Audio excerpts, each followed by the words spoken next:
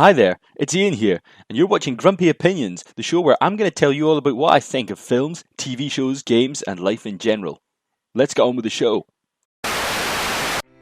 Well, I know this video is a little bit late, but unfortunately, I ended up having to head out of town the morning after the season finale got released, so I ended up watching it at midnight, but never had time to write up or record anything. And when I finally wrote it up, a million other things popped up, so I never got a chance to record this, or to edit together a video. Life gets in the way. Which is not what they said in Jurassic Park. But apologies to you guys. I had the whole thing ready to go, and it got shelved for a whole year, but now, here we are. So I've been stewing over my head how to approach this particular episode, because it's a little bit difficult and a little bit dark. But anyway, here goes.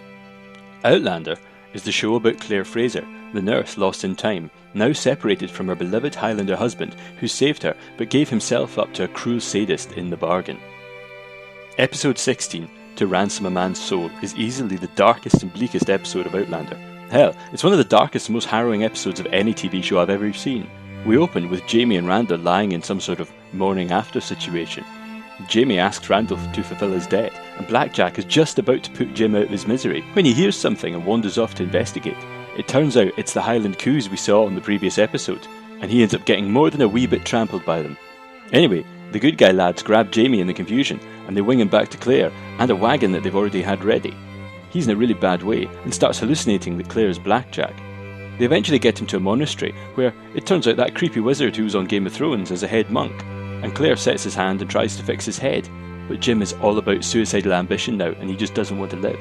While Claire, Murtaugh and the gang organise passage to France, much of the episode ends up being told in flashback, as Jamie remembers the horrors of being brutally raped, then, in his delirium, starting to be convinced that Blackjack was actually Claire, and then convinced to brand himself, and toss himself off while Big BJ has his nasty way with him.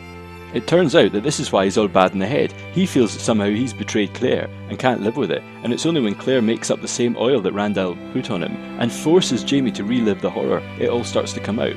And although he's in such a bad way, she points out to him that she has nothing else to live for, and that's finally enough to make him come to his senses. After that, it's just a case of cutting out the wee brand, and then after a chucklesome goodbye, Murtaugh, Jamie and Claire board a tall ship and set sail for La France. And just to end on a happy note, Claire finally lets slip to Jamie that she's pregnant, and they can look forward to the future with something like hope.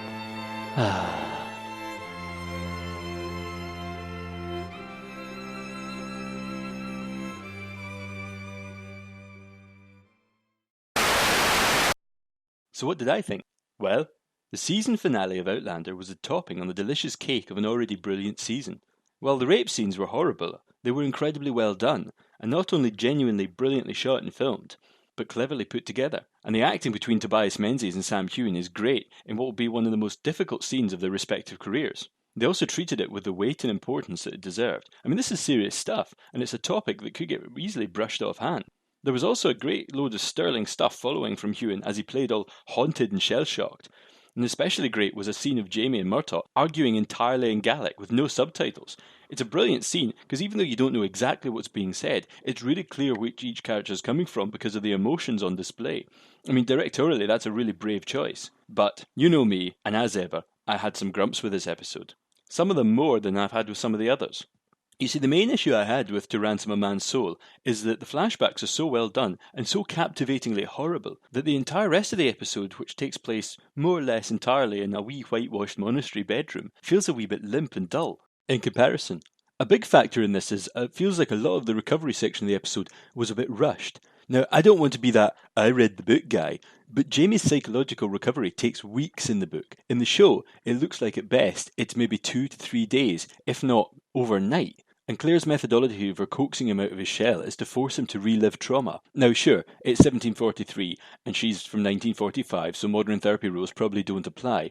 But I mean, bear in mind, this was written in the 1990s, and it seems like a pretty awful and damaging way for anyone to get back to normal. As do all her proclamations of, "Without you, I'll die." I mean, come on, that's basically emotional manipulation. That could make him worse. But still, as a finale of a TV show, it's brave, and it's unusual, living up to the feminist credentials the show has been espousing all along. And so far, I've enjoyed it a lot, overall, the whole series as well as this last episode. And now it just comes to the wee wait till season 2, which I think starts up in a couple of weeks' time. So, hopefully I'll see you then. I'll maybe squeeze in another video between now and then, looking forward to it. But for now, I've been Ian, And these have been my grumpy opinions.